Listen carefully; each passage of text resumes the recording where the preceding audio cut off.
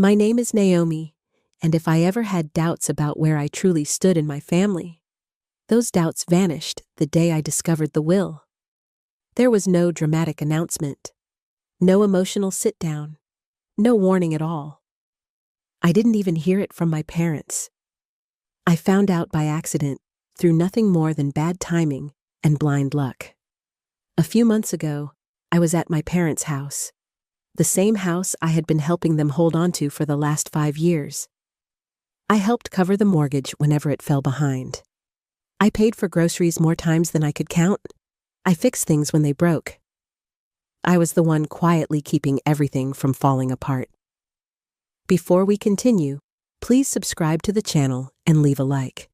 It really helps our channel grow and allows us to release new stories every single day. I did all of that while my younger sister Imani did absolutely nothing. And when I say nothing, I mean nothing at all. No job, no bills, no responsibilities. She slept late, drifted through her days, and waited for life to reward her for simply existing. And somehow, my parents were more than happy to support that. That afternoon, my dad asked me to help him with paperwork. As usual, neither he nor my mom wanted to deal with anything involving documents or technology. He asked me to scan a stack of papers for him. Legal papers, financial forms, routine things. I didn't think twice about it until I noticed a folder in the pile. It was labeled Estate Plan. I hesitated. I'm not the kind of person who snoops, but curiosity crept in quietly. I had been financially supporting this household for years. Wondering how things were arranged for the future didn't feel unreasonable. So I opened it, and my stomach dropped. Everything was going to Imani, the house, the savings, every asset. My name appeared only once, buried in a generic sentence about loving both daughters equally. Equally. I stared at the page, feeling foolish. Years of helping, years of sacrifice, years of being dependable. And I wasn't even an afterthought. I was a technicality. I sat there holding the papers, my hands trembling, not from shock alone, but from betrayal. How long had they planned this? Had I always been nothing more than their safety net? Their solution when things got hard? My dad noticed I wasn't scanning anything. Naomi, what's taking so long? He asked as he walked back into the room. I didn't hide the document. I held it up and looked him straight in the eye. So this is how it is, I said, my voice steady. Everything goes to Imani. For a moment, his face went pale. Then he sighed, the way someone sighs when they're annoyed, not remorseful. It's not what you think, he muttered. Really? I said. Because it looks very clear. He shifted in place. It's complicated. That was all. No explanation, no apology. Just the quiet expectation that I would drop it and continue doing what I'd always done. I called for my mom. When she walked in and saw the will in my hands, guilt flickered across her face. But it didn't last. Naomi, she said gently, you don't need the inheritance. You're independent. You're doing well. Imani struggles. We just want to make sure she's taken care of. That was the moment something inside me went still. They knew exactly what they were doing. I placed the papers back on the table, took a slow breath, and nodded. Okay, I said quietly. Now I understand. Then I walked out of the house, and that was the last time I helped them hold it together. I didn't go back to my parents' house after that day. I didn't call. I didn't check in. For the first time in years, I stopped fixing their problems. I let them sit with the consequences of their own decisions. No more grocery runs. No more emergency payments. No more late-night calls asking me to just handle it. If something broke, they would have to figure it out. If bills piled up, they would have to deal with them. and if the mortgage notice showed up in the mail, it would no longer be my responsibility. At first, there was silence. It lasted about 2 weeks. I imagine they thought I was just upset, that I'd cool off and come back like I always did, that I'd apologize for being emotional and resume my role as their reliable backup plan. But then, the silence broke. One afternoon, my phone buzzed with a message from my dad. The property taxes are due. That was it. No greeting. No acknowledgement of what had happened. No apology. Just a cold, transactional reminder, as if nothing had changed. I stared at the screen longer than I needed to. Part of me was almost impressed by the audacity. They truly believed I would keep paying, no matter what they decided about my place in the family. I typed back slowly. I'm sure Imani will handle it, since the house is hers. 5 minutes later, my phone rang. Mom. I let it ring. Then another text appeared. Naomi, please don't be like this. We need to talk. Now they wanted to talk, now that money was involved. I waited before replying. There's nothing to talk about. You made your choice. That should have ended it, but it didn't. That evening, my sister finally decided to involve herself. Why are you being so dramatic? Imani texted. It's not that serious. Just help them out like you always do. I almost laughed. I typed back, I think you've got it covered. She responded immediately. Are you seriously mad about the will? Grow up. It's just money. Just money. It was easy to say when it wasn't coming out of her pocket. Then you won't mind paying the mortgage, I replied. Silence. A few minutes later, my mom texted again, this time laying on the guilt. We're your parents. Family takes care of each other. We did so much for you growing up. That message hit harder than I expected. I had to take a breath before responding. You made it clear I wasn't family when you left me out of the will. Imani can take care of you now. Not long after, my dad chimed in. We're not asking for much, just enough to cover things for a few months. Don't be selfish. Selfish. I felt something snap. I had spent years sacrificing my time, money, and energy for them. And now, because I finally said no, I was selfish? I typed back one sentence. I'm done. Then I turned my phone off. I thought that would be the end of it.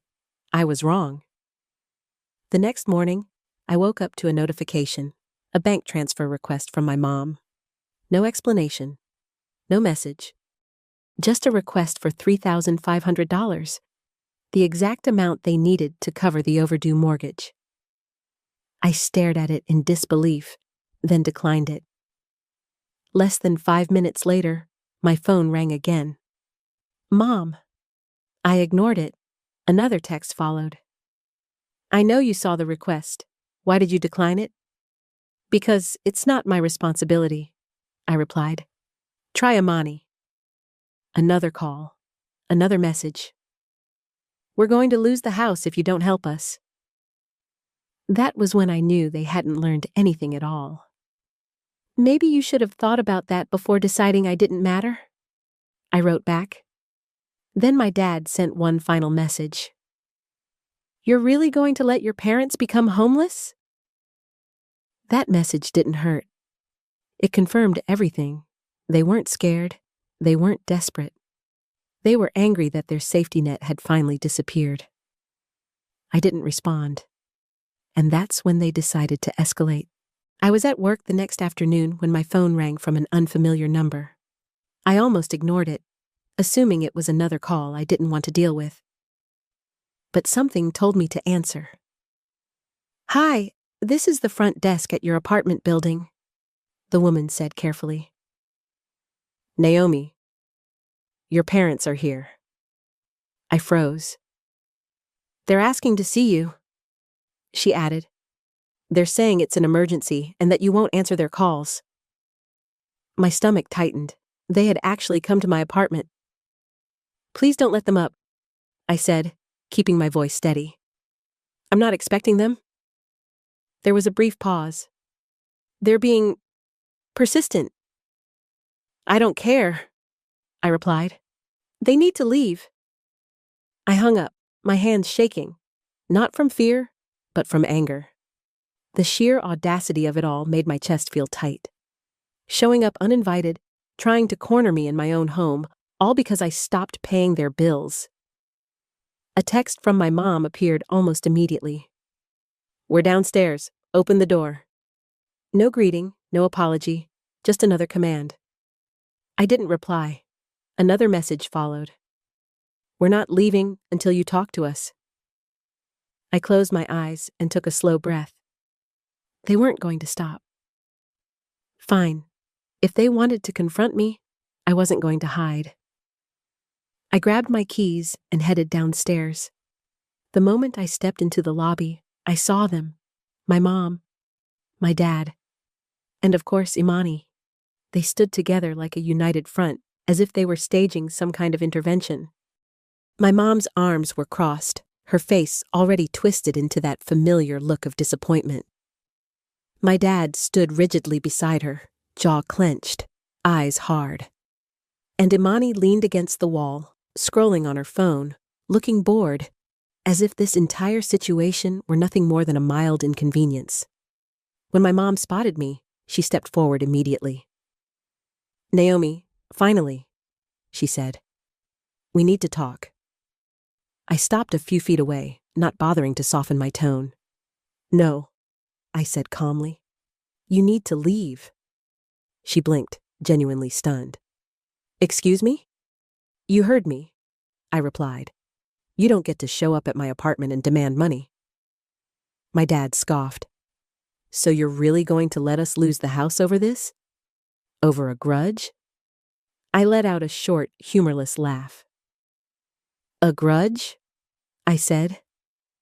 You mean the part where I paid your bills for years and you decided I wasn't worth including in your future? That's not fair, my mom snapped. We did what was best for the family. I tilted my head. You mean what was best for Imani?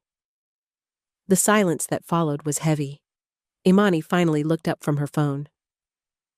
I don't even want to be involved in this, she said.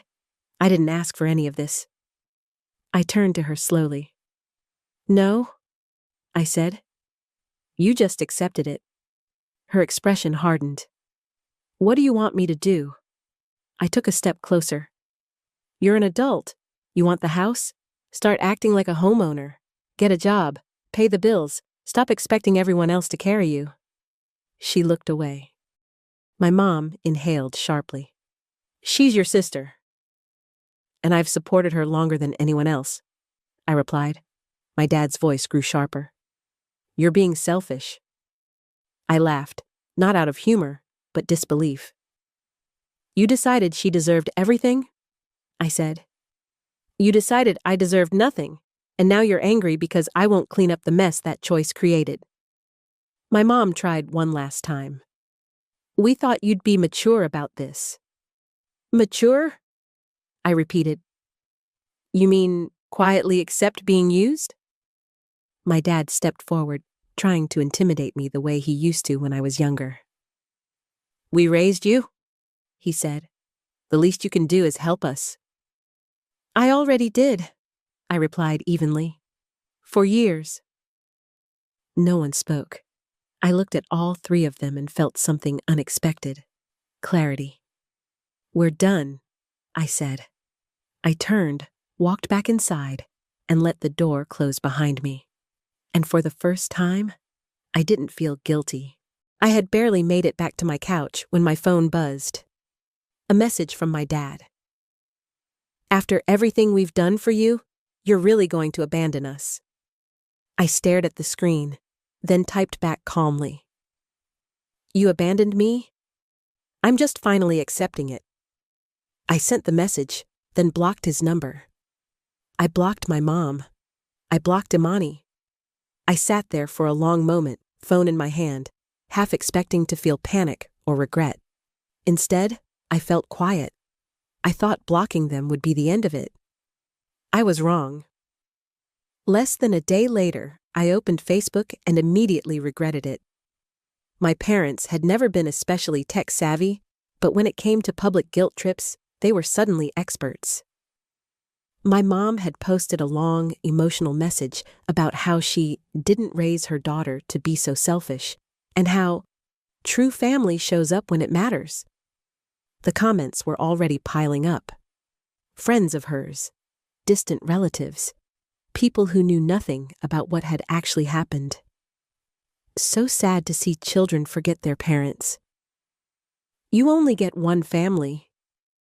This breaks my heart. Then my dad posted his own message. Some people turn their backs when you need them most. We gave everything to our children, and this is how we're repaid. He tagged me. That's when my chest tightened. But the final straw came when I saw Imani's post. She shared something about real love and sacrifice, talking about how she would do anything for our parents and how some people only care about money. She didn't use my name, but she didn't have to. Everyone knew who she meant. I stared at my screen, stunned by how quickly the story had been rewritten. Somehow, I was now the villain. The cold, heartless daughter who had abandoned her struggling parents. The selfish one who refused to help. I closed the app and sat in silence. For a while, I told myself to ignore it, to be the bigger person, but the more I thought about it, the clearer it became. If I stayed silent, their version would become the truth. So I opened Facebook again. I didn't insult anyone. I didn't exaggerate. I didn't lash out. I told the truth. I wrote about the years I had paid bills, the groceries, the repairs, the support. I explained that I discovered I had been left out of the will entirely, and that my parents expected me to continue financing their lives anyway. I wrote that family should be built on mutual respect, not obligation. I didn't attack. I didn't beg for sympathy. I just explained why I stepped back. Then I hit post. Almost immediately, messages started coming in. Cousins I hadn't spoken to in years. Old family friends, even a few of my parents' acquaintances. I had no idea. I'm sorry you went through that. You did more than enough. But the backlash came just as fast. Imani messaged me, furious, accusing me of betrayal. My dad left a voicemail yelling that I had humiliated them. My mom sent a long message about how I had destroyed the family. I didn't reply. I blocked them again. That night, I lay in bed staring at the ceiling, listening to the quiet of my apartment. For the first time in years, there was no one demanding anything from me. No one expecting me to fix their problems. It felt unfamiliar. And then, it felt like relief.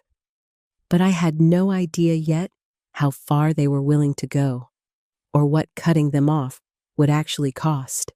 The days after that were strangely calm. Too calm. I went to work. I came home. I cooked simple meals. I slept through the night without my phone lighting up every few hours with another crisis that wasn't really a crisis at all. For the first time in years, my life felt quiet. But I knew better than to trust that silence. It broke a few days later when I got a message from a number I hadn't blocked. It was an aunt I barely spoke to. "Your mother is devastated," she wrote. "She hasn't been eating. This is breaking her heart." I didn't respond. Then another message came in. A cousin. "You know how they are. They don't mean harm. Just help them until things settle down." Then another. "Family forgives." Each message followed the same pattern. No one asked what had happened. No one asked how I felt. They just wanted me to smooth things over, to restore the balance that made everyone else comfortable. I started realizing something important. My family didn't want peace. They wanted access. A few nights later, I got an email from my building management. There had been a complaint. Apparently, someone had called claiming they were worried about my mental health, that I had been acting erratically and cutting off family suddenly. They suggested a wellness check might be necessary. I stared at the screen, my hands going cold. I knew exactly who had done it. They couldn't get to me financially anymore. They couldn't reach me emotionally, so they were trying something else. Control. I immediately contacted management, explained the situation calmly, and made it clear that I was safe and did not consent to unannounced visits. Thankfully, they believed me. But the message was clear. They weren't done. The next escalation came through the mail. A letter from my parents' attorney. They weren't suing me. Not yet. But the letter was full of carefully worded pressure. It mentioned familial obligations, past financial arrangements, and vague suggestions that I had made verbal commitments to assist them long term. I read it twice, then laughed. They were trying to scare me into compliance. I took the letter to a lawyer the next day. I didn't even hesitate. He skimmed it, then looked up at me. "You're not legally obligated to do anything," he said. "They're fishing." That confirmation settled something deep in my chest. For the first time, I wasn't reacting. I was responding. I blocked the remaining relatives who kept messaging. I tightened my privacy settings. I stopped explaining myself.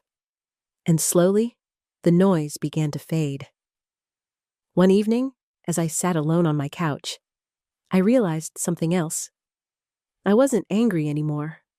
I wasn't sad. I was grieving, but not for the people themselves. I was grieving the idea of a family I had spent years trying to earn my way into. And once I let that idea go, something shifted. I stopped waiting for an apology that was never coming. I stopped hoping they would suddenly understand. I started asking myself a different question. If I wasn't living for them anymore, who was I living for now? That was the moment I began rebuilding my life. Not around obligation, but around choice.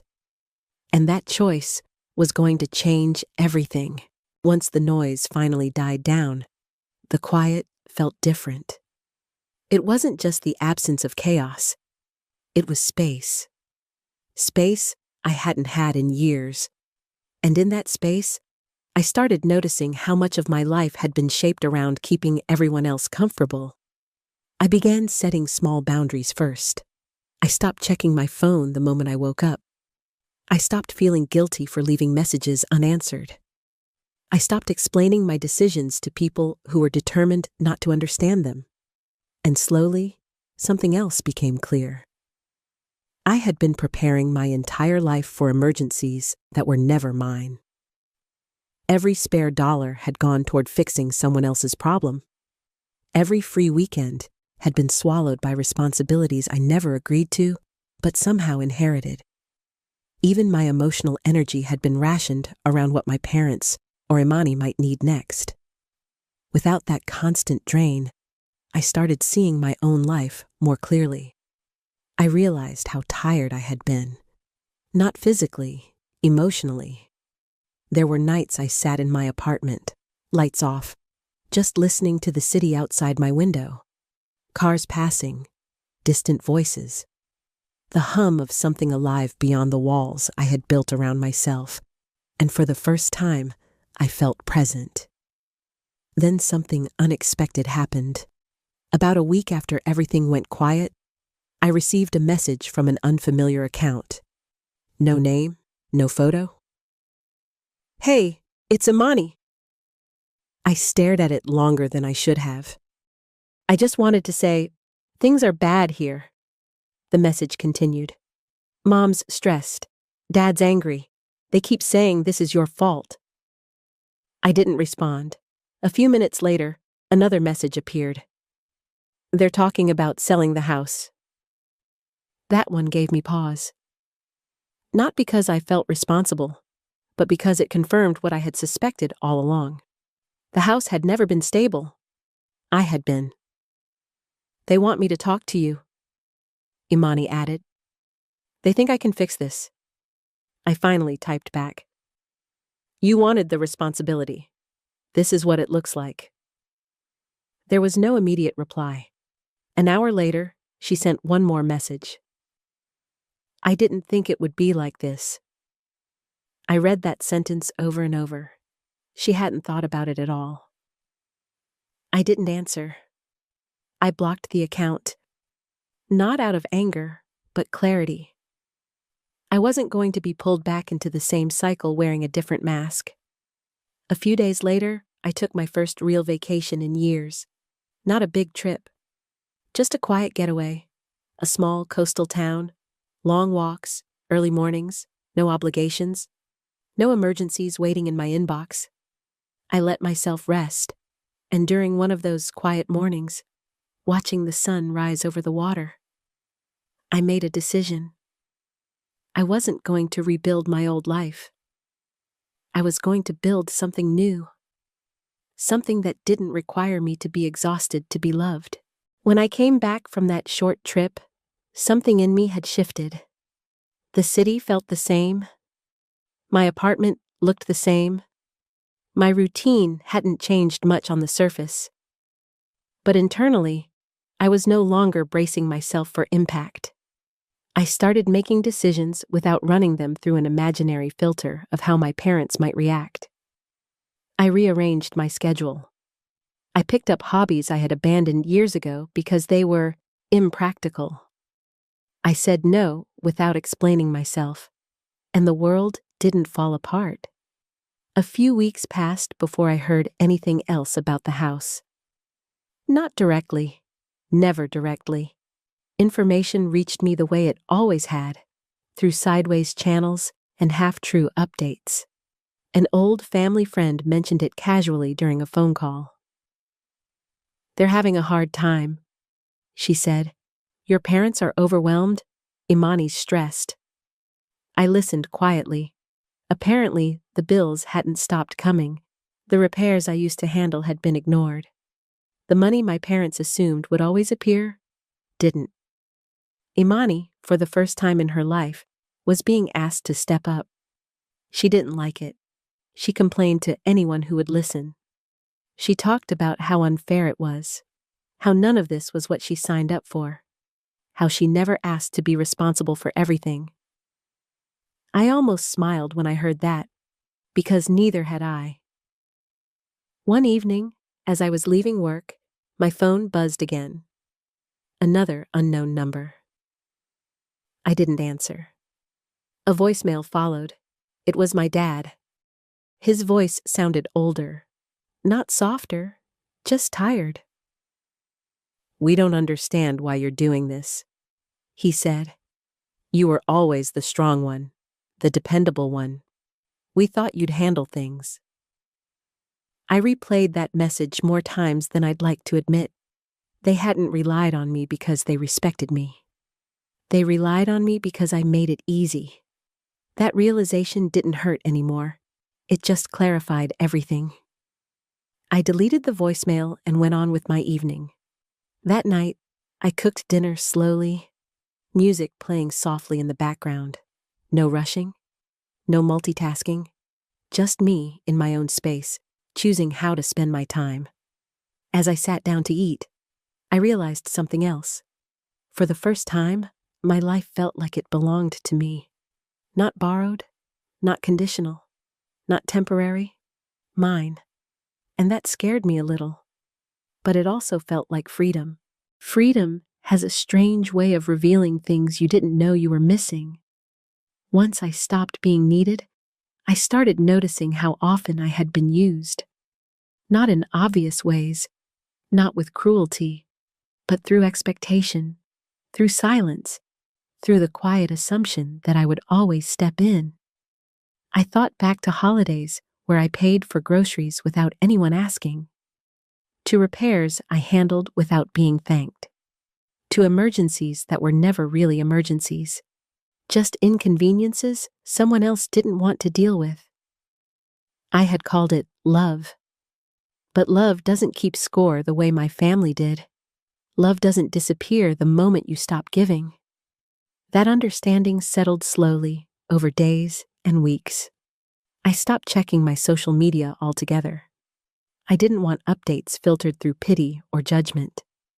I didn't want to know who was saying what about me behind my back. I was tired of defending myself in rooms I wasn't even in. Instead, I focused on small, grounding routines. Morning coffee by the window, evening walks after work, cooking meals that took time instead of shortcuts. Simple things, ordinary things. One afternoon, I ran into a coworker I hadn't spoken to much before. We chatted briefly, then longer. She asked how I was doing, and for once, I didn't give the automatic answer.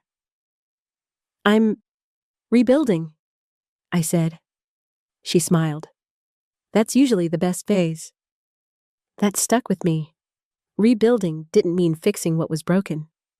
It meant deciding what was worth keeping. A month passed. Then another. I didn't hear from my parents again. Not directly, but I heard enough. The house was officially listed for sale. They couldn't keep up with the payments. The repairs had piled up. The safety net was gone, and reality had stepped in without hesitation. Imani moved out not long after. She went to stay with a friend, then another, then another. Responsibility, it turned out, was uncomfortable when it wasn't optional. For a brief moment, I felt something close to sadness. Not because of what they were losing, but because of what they had never tried to build. I wondered if they would ever understand, if there would come a moment of reflection, of regret. Then I realized something else. Understanding wasn't required for closure. I didn't need them to agree with my decision. I just needed to keep it. As more time passed, the urgency of everything began to fade. What once felt like a constant emergency slowly became background noise, then silence. And in that silence, I started noticing how much lighter my days felt. I wasn't bracing myself anymore. No more flinching when my phone buzzed. No more calculating how much I could spare before checking my own balance. No more emotional math. I started investing in myself in ways I never had before. I signed up for a class I'd always wanted to take, but had convinced myself was unnecessary. I spent money on small comforts without guilt. A better mattress, fresh groceries, a haircut that wasn't rushed. None of it was extravagant, but it felt intentional. One evening, while sorting through old documents, I came across a notebook from years ago. Inside were lists, budgets, reminders, notes to myself. Most of them revolved around my parents' needs, mortgage amounts, due dates, repairs that needed to be scheduled. Page after page of responsibility that wasn't mine. I closed the notebook and set it aside. That chapter was over. A few days later, a mutual acquaintance reached out. Someone who knew my parents but wasn't particularly close to me. "I ran into your mom," she said cautiously. "She asked about you." I waited. "She said she doesn't recognize you anymore." I nodded, even though she couldn't see me. "That's probably true," I replied. What I didn't say was that I didn't recognize myself back then either. That version of me had been shaped by obligation, by fear of disappointing people who were never satisfied, by the belief that love had to be earned through sacrifice.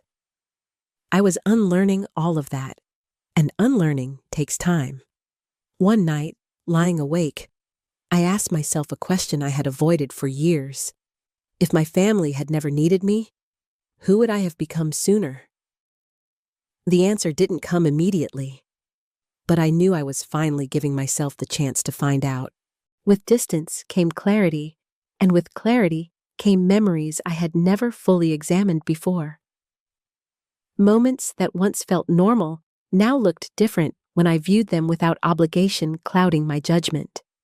I remembered being praised for being low maintenance, for being understanding, for never asking for much. At the time, I thought those were compliments. Now I understood they were expectations. I had been easy to rely on because I never demanded space, never demanded fairness, never demanded anything at all, and the moment I finally did, by simply stepping back, I became the problem. That realization didn't make me angry anymore. It made me careful. Careful about who I gave my energy to. Careful about who had access to my time. Careful about who benefited from my silence. I began having deeper conversations with people in my life. Real conversations. Not the polite, surface-level ones I had relied on for years. I told a close friend what had really happened with my family. She listened without interrupting, then said something simple. They loved what you provided, not what you needed. That sentence stayed with me, because it was true. Weeks later, I ran into someone from my past at the grocery store. A former neighbor who used to see me coming and going from my parents' house all the time. "You look different," she said. I smiled. "I feel different." She hesitated. "Your parents? They're struggling?" I nodded. "I know." "You don't feel bad?" she asked carefully. I considered the question honestly before answering. "I feel sad," I said, "but I don't feel responsible." That distinction mattered. Feeling empathy didn't mean surrendering boundaries. Caring didn't mean self-erasure. I could wish them well without returning to the role that had slowly hollowed me out. That night, I wrote something down in a notebook, something I wanted to remember. I am allowed to choose peace, even if others call it abandonment. I closed the notebook and turned off the light. For the first time in a long while, I slept deeply. By the time autumn arrived, my life had settled into a rhythm that felt steady and intentional. The urgency that once defined my days was gone, replaced by something quieter but stronger. Confidence. I stopped expecting chaos, and when you stop expecting chaos, you stop attracting it. I hadn't heard from my parents or Imani in months, not directly, not indirectly. No new messages from relatives trying to mediate, no updates passed along out of concern. The story had lost its audience, and without attention, it seemed to finally lose momentum. One evening, as I was leaving work, I ran into an old friend from high school. We hadn't spoken in years, but we decided to grab coffee. Conversation flowed easily, drifting from memories to where life had taken us. At one point, she asked, "Do you ever think about going back, fixing things with your family?" I didn't answer right away. I thought about the version of reconciliation people usually imagine. Apologies that never really come. Promises that sound good but change nothing. Boundaries quietly erased in the name of keeping the peace. "I think about peace," I said slowly, "but not the kind that requires me to disappear." She nodded, like she understood more than she let on. Later that night, alone in my apartment, I reflected on how much my definition of family had changed. It wasn't about blood anymore. It was about reciprocity, about being seen, about safety. I had built a small circle of people who didn't ask me to prove my worth. People who didn't treat my strength as a resource to exploit, and that felt enough. Still, there were moments, quiet ones, when grief resurfaced. Not for what I lost, but for what never existed in the first place. A family that protected instead of consumed. Parents who chose fairness over convenience. I let myself feel that grief without rushing past it. Healing, I was learning, wasn't about pretending things didn't hurt. It was about choosing not to reopen wounds that had finally begun to close. Healing didn't arrive all at once. It came in small, almost unnoticeable moments. In the way I no longer flinched when someone asked me for help. in the way I paused before saying yes, in the way I checked in with myself first. I started noticing how deeply the old patterns had been wired into me. Any request still triggered an instinct to over-explain. Any disagreement still made my chest tighten. Any hint of disappointment still whispered that I was failing someone. But now, I recognized those reactions for what they were. Echoes. They weren't warnings. They were remnants of a life I no longer lived. One evening, while cleaning out a drawer, I found an old envelope addressed in my mom's handwriting. Inside was a list, expenses I had covered over the years, mortgage payments, utility bills, repairs, groceries. Each item had a small check mark next to it. I stared at the paper for a long time. This wasn't gratitude. It was accounting. I folded the paper once and threw it away. That night, I stood by my window watching the city lights come on one by one. I thought about how many people lived inside those buildings, carrying invisible histories, quiet boundaries, unresolved pain. I wasn't unique, but I was choosing differently. A few days later, I got an unexpected email. It wasn't from family. It wasn't from anyone connected to them at all. It was from a colleague who had recently gone through something similar, being cut off after refusing to keep supporting relatives financially. She wrote, "I heard you went through something hard and stood your ground. I just wanted to say, thank you. It helped me do the same." I read that message twice. For so long, I had been told that stepping back made me selfish, that choosing myself was a moral failure. But here was proof that boundaries didn't just protect the person setting them. They gave others permission to do the same. That realization stayed with me. Maybe the story didn't end with loss. Maybe it ended with clarity. And maybe that was enough. By winter, the sharp edges of everything had softened. The pain hadn't vanished completely, but it no longer dictated my thoughts.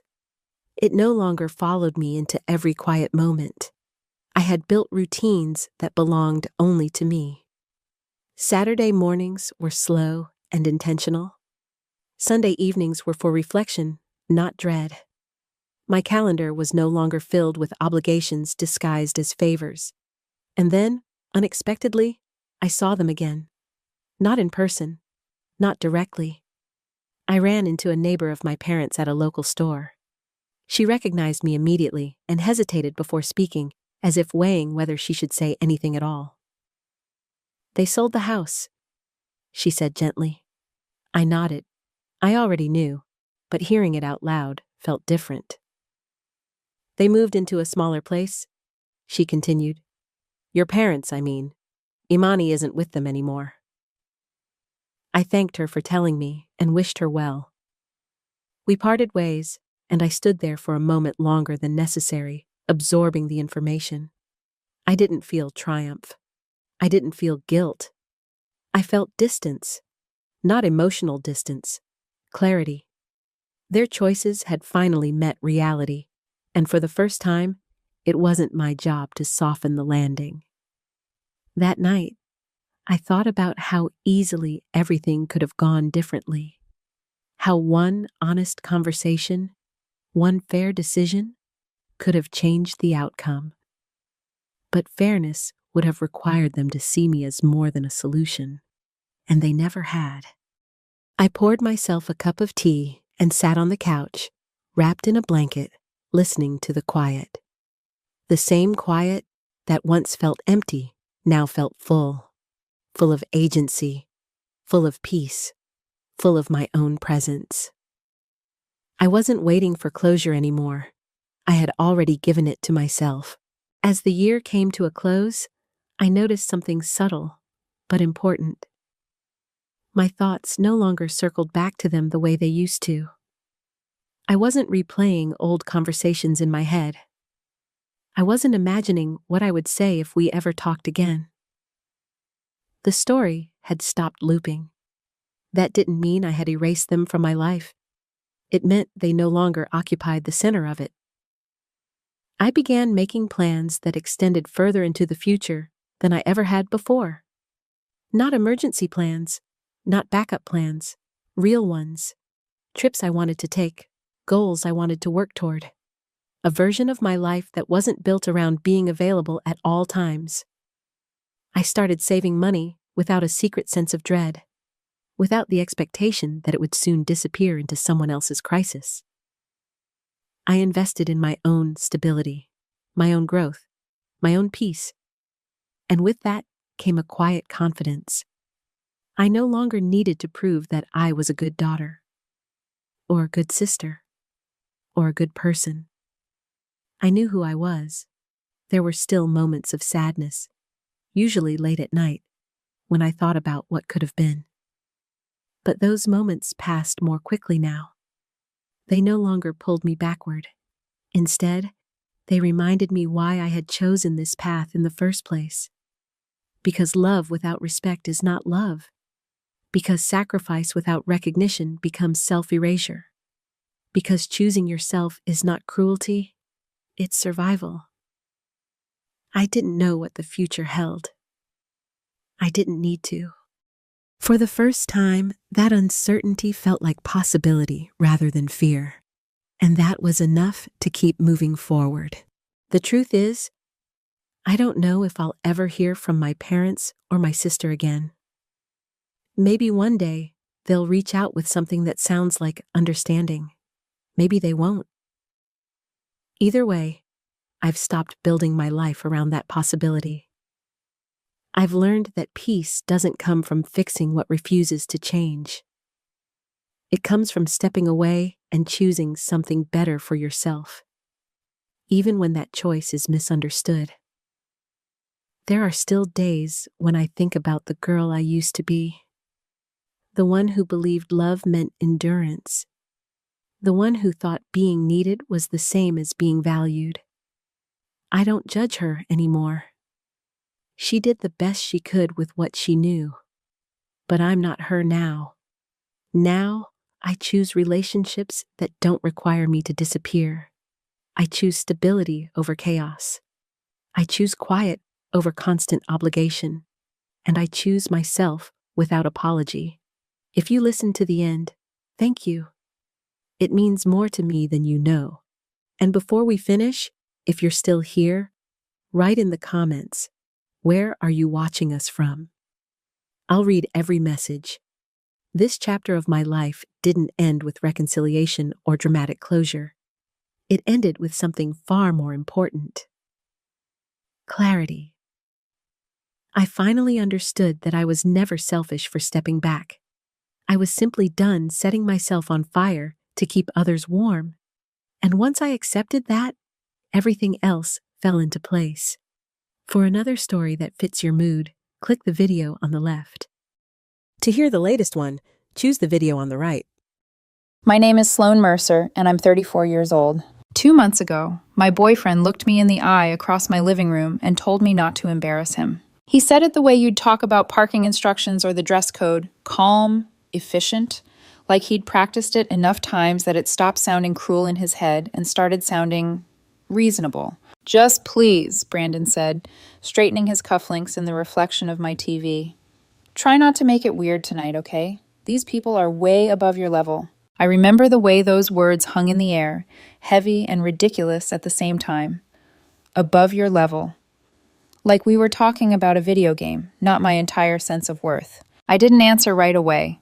Instead, I fiddled with the clasp on my necklace and watched him check his hair one more time, the way he always did before important nights. Brandon Cole worked in corporate communications for a fast-growing tech company. His job was to smooth things over, spin bad news into exciting pivots, and make nervous executives sound human on stage. He was good at it. He knew how to perform. We'd been together for 18 months, long enough for our families to know each other's names, for some drawers to get unofficially shared, for people to start asking when we were moving in together.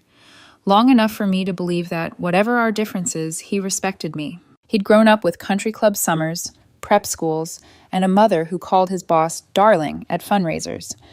I'd grown up in a small Midwestern town where my dad patched the roof himself and my mom taught third grade. I didn't resent his background. If anything, I used to find it a little charming and a little foreign. We joked about it, or I thought we did. I worked my way through a state university, then slowly built a career as an environmental sustainability consultant. My clients were companies trying to reduce their carbon footprint, improve ESG compliance, or at least pretend to, without breaking the law. It wasn't flashy. People's eyes glazed over when I said life cycle assessment at parties. But I was good at it, and in my quiet corner of the world, my name meant something. Brandon knew what I did. He just never seemed all that interested in the details. At his work events, I was Sloan. She does environmental stuff. Before he pivoted the conversation back to whoever had the biggest title in the circle, I told myself it didn't matter. I wasn't there to impress anyone. I was there because I loved him. The night everything shifted was a Saturday in early September. Brandon had finally been invited to a dinner party at the home of Graham and Elise Whitaker. The Whitakers were a big deal in his world. Graham was a venture capitalist with a focus on innovative tech solutions. Elise sat on the boards of 3 nonprofits and was the kind of woman who could raise $1 million over brunch. They hosted selective gatherings at their estate just outside the city. Invitations were whispered about more than posted. Brandon had been angling for an invite for months, maybe years. When the creamy envelope with their monogram showed up in his mailbox, he'd practically vibrated with excitement. "This is it," he'd said, waving it in front of me. "This is the room I need to be in." He spent the next week obsessing over it. New suit, new tie, haircut. He booked a detailing for his car even though we had valet. He asked me 3 separate times what I was planning to wear. "I'll figure it out," I said each time. Apparently that was the wrong answer. The day of the dinner, I chose a simple black dress that fit well, a blazer that made me feel like myself, and low heels I could stand in for hours. Professional, clean, understated. I'd worn something similar to conferences where executives twice my age took notes while I spoke. When I stepped out of the bedroom, Brandon looked me up and down with an expression I'd never seen on his face before. Not admiration, not even neutrality. Disappointment edged with something like resignation. "That's what you're wearing?" he asked. I froze for half a second, suddenly aware of every inch of fabric on my body. "Yeah," I said slowly. "Is there a problem with it?" He hesitated, then forced a strained smile. "No, it's fine. It's just, never mind." The never mind felt like a small, sharp thing dropped between us. We left my apartment and got into his car. He insisted on driving because he knew the way. Translation: he didn't trust my parallel parking near rich people. For the first 10 minutes, the music filled the silence. Brandon tapped the steering wheel in time with the beat, eyes flicking between the road and the navigation. Then he turned the volume down. "I need you to do me a favor tonight," he said, still watching the road. "Okay," I replied, already bracing, though I wasn't sure for what. He took a breath, lips pursing like he was about to deliver constructive feedback in a performance review. "Just try not to embarrass me, all right? These people are way above your level. They're not going to care about soil or emissions or whatever it is you do. Just smile, be polite, and let me handle the conversations." There it was, above your level. I stared at him. "Above my level?" I repeated carefully. He winced at my tone, but didn't take it back. "You know what I mean. These are serious people with serious money and connections. I just don't want you to, I don't know, go into too much detail about your work or your background. It doesn't really fit this crowd." "My background," I said. "You mean the part where my parents don't summer in Italy?" He sighed, annoyed I'd made it about class, when that was exactly what he'd done. "Can you not twist my words right now, Sloan? I'm already stressed. This is a big night." I turned my face toward the window and watched the city thin into expensive suburbs. I could see our reflection in the glass, his jaw tight, my shoulders rigid. Here's what Brandon didn't know. 3 weeks earlier, Graham Whitaker had called me. His family office was looking to pivot more seriously into sustainable investing, and someone in his circle had recommended me. We'd had 2 long calls and a video meeting where he'd grilled me on carbon markets and greenwashing risks, then chuckled and said, "You're exactly what we need."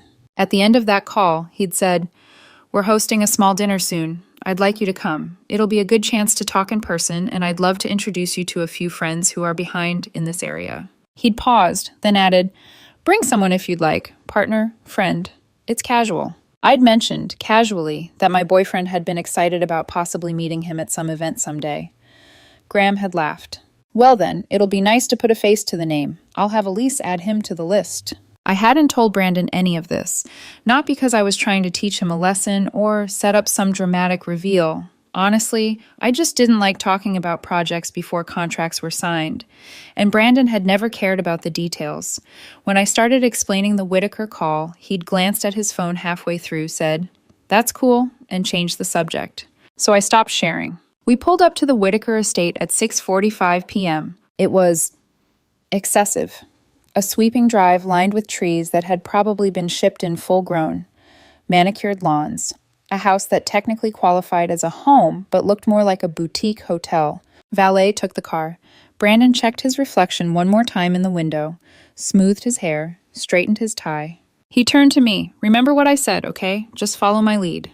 I didn't trust myself to answer, so I just stared at him until he looked away. A server opened the front door and led us through a gleaming foyer, past a curved staircase and out onto a wide terrace overlooking the grounds.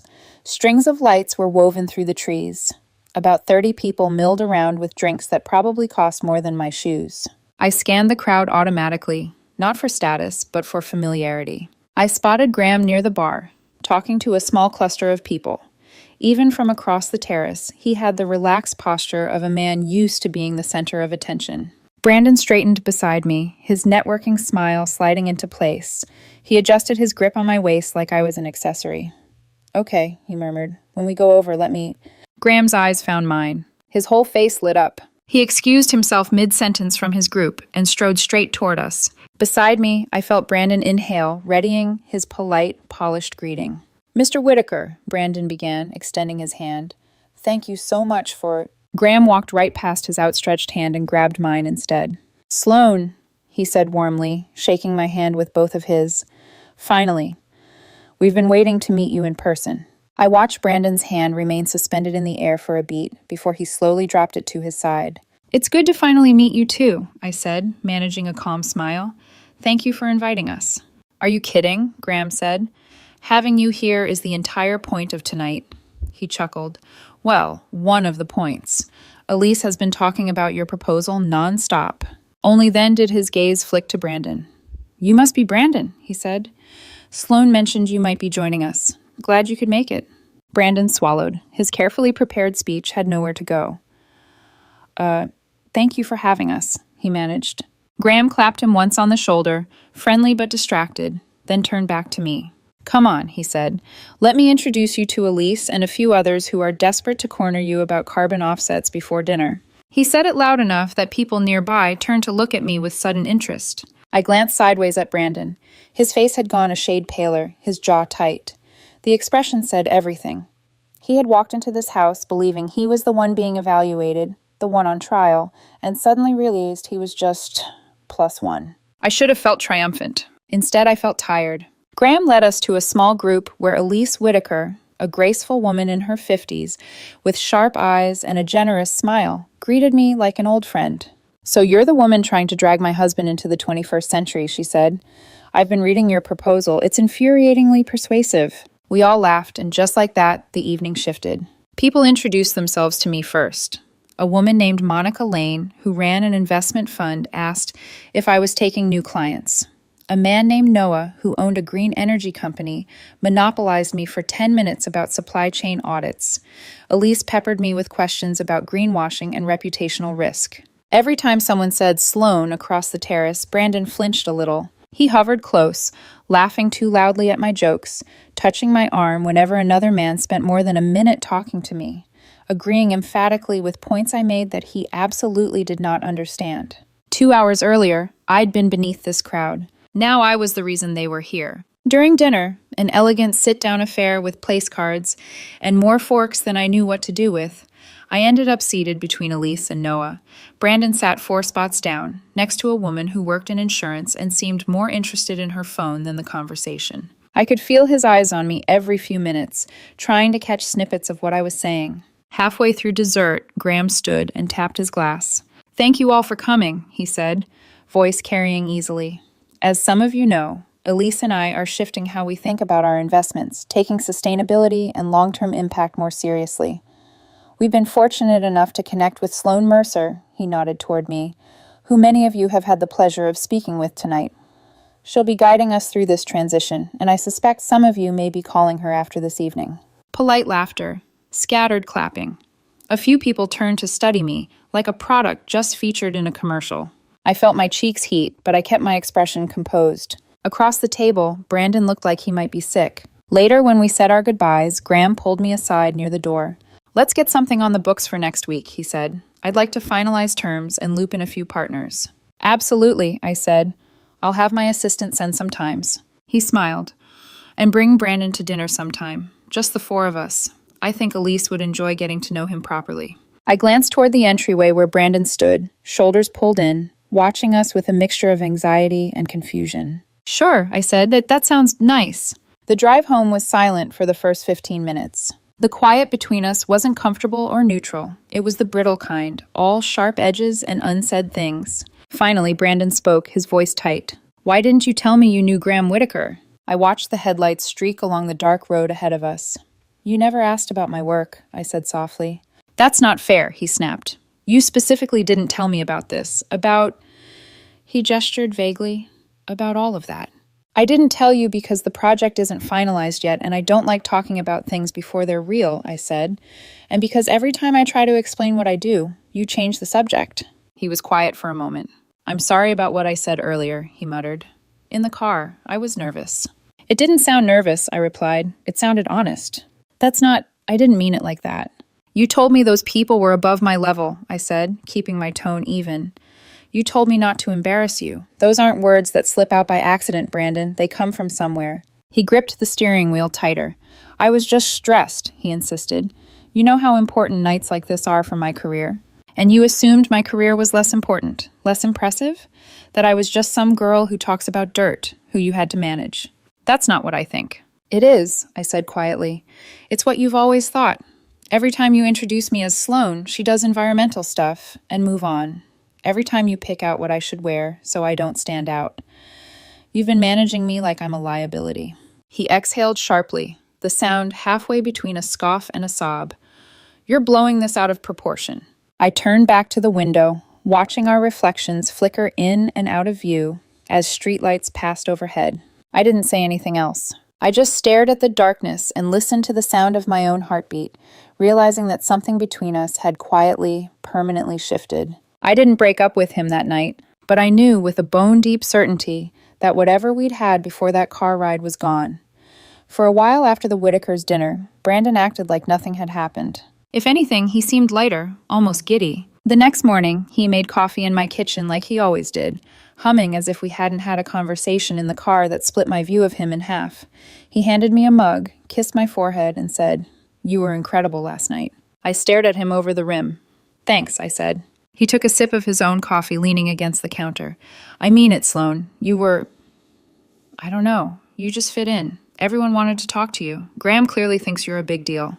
"Do you?" I asked. He blinked. "Do I what?"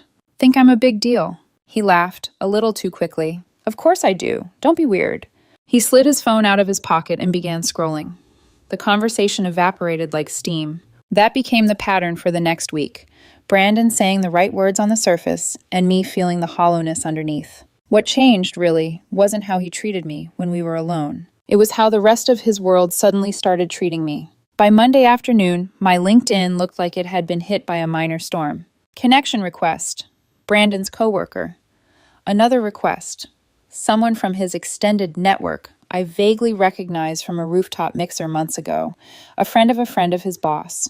A woman who once gave me a tight smile and turned her back when I tried to join a conversation. Now they all wanted to connect. I clicked through a few profiles.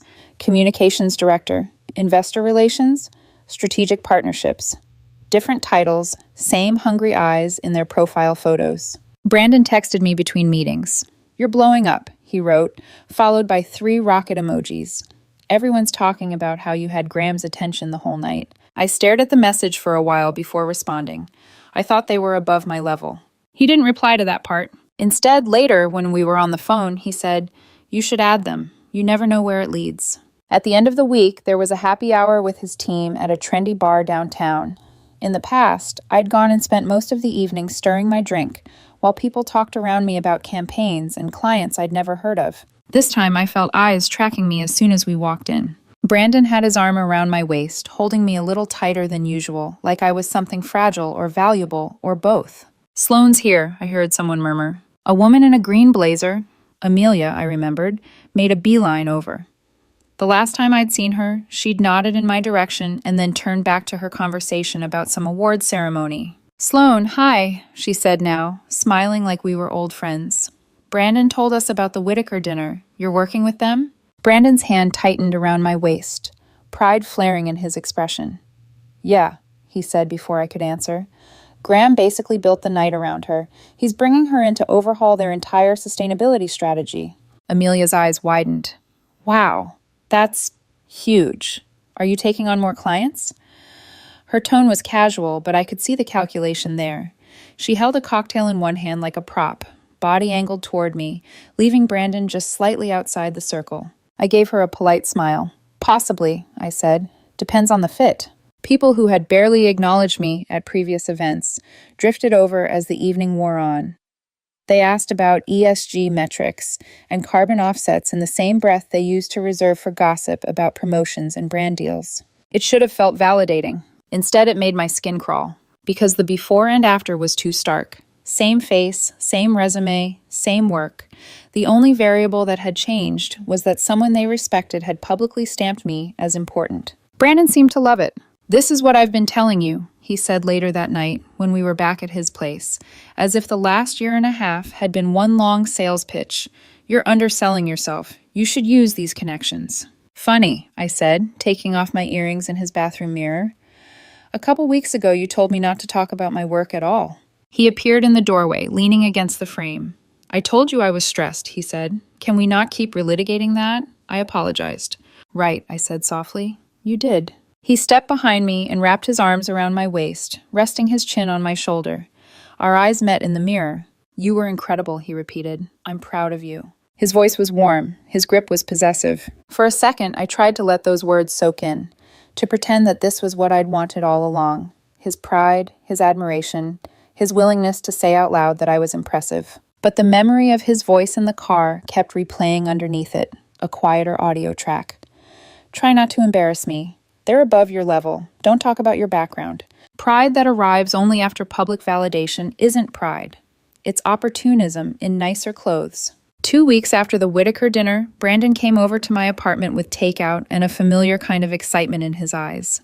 "I have news," he announced, setting the bags on the counter. "Good news, or I volunteered us for something news?" I asked, easing off my shoes.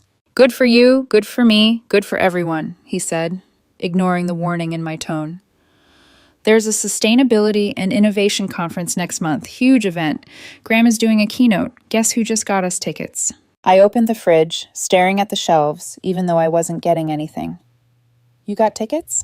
"Well, technically my company did," he said. "But I told my boss we should definitely go. It's perfect. You'll be there in case Graham wants to introduce you to more people, and I'll get to be in the room with half the people I've been trying to meet for years." He was so transparent he might as well have been glass. "I wasn't planning on going to that conference," I said. His smile faltered. "What? Why not?" "Because I'm not presenting," I said. "And I already have meetings with Graham and his team booked that week. I don't need to sit in a crowded ballroom to hear him give the polished version of what I already read in his brief." Brandon stared at me like I'd just admitted I didn't believe in Wi-Fi. "Are you serious right now?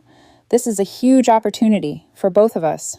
"Is it?" I asked, turning to face him fully. "Because from where I'm standing, it sounds like an opportunity for you to walk me around like a credential." "That's not fair," he said, bristling. "I'm trying to support you. I want people to see how brilliant you are." "You wanted those same people to not know I existed 2 weeks ago," I reminded him. "You told me I was going to embarrass you, that they were above my level." "Brandon, which version of me are we bringing to this conference? The liability or the golden ticket?" He ran a hand through his hair, frustration leaking into his voice. "Why are you being like this? I said I was sorry. I've been asking about your work, trying to understand it more. I've been introducing you differently." "I've noticed," I said. "You went from she does environmental stuff to she works with major funds like the Whitakers in record time." "Isn't that what you wanted?" he demanded. "For me to appreciate what you do?" "Yes," I said. "I wanted you to appreciate what I do, not who I know. There's a difference." He grabbed one of the takeout containers and ripped it open. even though we hadn't set the table yet. "I can't win with you," he muttered. "I try to be proud of you, and you twist it into some kind of insult." I watched him for a moment, the way his jaw clenched, the way he stabbed his fork into the noodles like they'd personally wronged him. "Brandon," I said quietly, "be honest. If Graham hadn't praised me in front of all those people, if the Whitaker dinner had been just a nice night with good food, would anything about the way you talk about me have changed?" He looked up sharply. "Of course it would have," he said. "You're making this a test. Like I have to give the right answer, or I fail you." "It's not a test," I said. "It's a pattern. You were embarrassed by me when you thought I was harmless background noise. You're proud of me now because I turned out to be useful." "That's not true," he said, voice rising. "I've always respected you." "Respect doesn't sound like try not to embarrass me," I said. "It doesn't tell someone to hide their background because it doesn't fit the crowd. It doesn't manage their clothes and their conversation topics so they don't mess up your big night." His chest rose and fell quickly. He looked at me like he didn't recognize the version of me standing in front of him. "You're holding a grudge," he said finally. "You're punishing me for one bad moment." "No," I said. "I'm finally listening to it." He shook his head, laughing once in disbelief. "Unbelievable." We ate in near silence after that, the clink of forks and the hum of the fridge filling the room, where easy conversation used to live. At one point, he tried again. "Look," he said softer, "I messed up. I was scared that night. I've worked my whole life to get into rooms like that. I didn't want anything to go wrong. That doesn't mean I don't respect you." I held his gaze. "Then why did you only start acting like you respect me after everyone else did?" He didn't have an answer for that. He just looked away. Later, after he left, I sat alone at my small kitchen table, staring at the half-empty takeout containers and his lingering fingerprints on my glass. In the span of 3 weeks, I'd gone from wondering whether he secretly thought I was beneath him to knowing exactly how conditional his respect really was. And once you see that line, where someone's admiration starts and ends, it's almost impossible to unsee it. Before the Whitaker dinner, the idea of breaking up with Brandon felt dramatic, unnecessary, like burning down a house just because one window was cracked. After the dinner, the cracks weren't cracks anymore. They were fault lines. And 3 weeks later, the house finally collapsed. But the truth, the breakup didn't start with a fight. It started with silence. A long, slow, suffocating silence that settled into the space between us like fog. It lived in the pauses between texts, in the way our conversations felt like PR statements instead of real thoughts, in how careful we both became, him not wanting to say the wrong thing, me refusing to pretend nothing had changed. One night, we were making dinner at my place, pasta, something simple, when he said, too casually, "Graham mentioned grabbing coffee next month. Maybe we could all go together?" I didn't even look up from the cutting board. "Why would I bring you to that meeting?" He froze, a piece of broccoli half cut under his knife.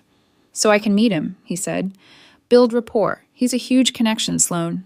"That's exactly the problem." "What does that mean?" "It means you're not trying to understand my work," I said.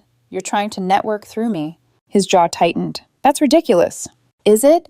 Every time you mention Graham now, you're talking about your opportunities. Not mine, not our relationship, just your access." He dropped the knife with a sharp clatter. "Do you hear yourself right now? I'm trying to support you." "No," I said, finally meeting his eyes. "You're trying to leverage me." His face flushed.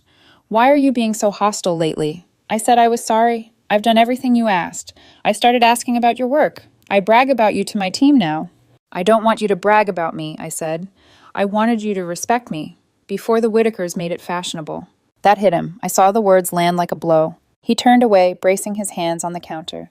"So what?" he said quietly. "You're never going to forgive me? One mistake and I'm the villain forever?" "It wasn't one mistake," I said. "It was the truth you let slip. And once someone tells you what they really think, you can't pretend you didn't hear it." He spun back toward me. "So what, you're ending this?" "I don't know," I said honestly, "but I don't recognize the version of us that exists now." He stared at me for several long seconds, breathing hard, and then the anger drained from his face. He looked scared. "Sloan," he said, voice breaking, "please don't throw this away. I love you." My throat tightened. I believed he meant it, but I also knew love wasn't the issue anymore. Before I could answer, his phone buzzed. He glanced at it, habit, and I could see the notification reflected in the glass backsplash behind him. It was from someone he worked with. A message preview. "Did you get her to introduce you yet?" Brandon went still. Slowly I said, "Introduce you to who?" He locked the phone. Too fast. "Nobody. It's not just work stuff." Let me see it. No. That one word, sharp, defensive, was the final confirmation I didn't want, but already suspected. He'd been planning it, coaching his colleagues behind the scenes, positioning me like a stepping stone he just needed permission to walk across. My stomach went cold. "Brandon," I said quietly, "I can't do this." His face crumpled. "Sloan, please don't do this. I was stupid, okay? I shouldn't have said what I said in the car. I swear I've changed. I'm trying." But it was too late for trying. Something had snapped inside me, not from anger, but from clarity. "You didn't suddenly respect me," I said. "You just realized other people did, and you adjusted. That's not growth. That's opportunism." He stepped toward me, reaching. "Sloan, don't go. Don't end this." I backed away. "No. This already ended. We're just finally saying it out loud." He stared at me, breathing hard, hands trembling like he wasn't sure what to hold on to. And then very softly he said, "You'll regret this."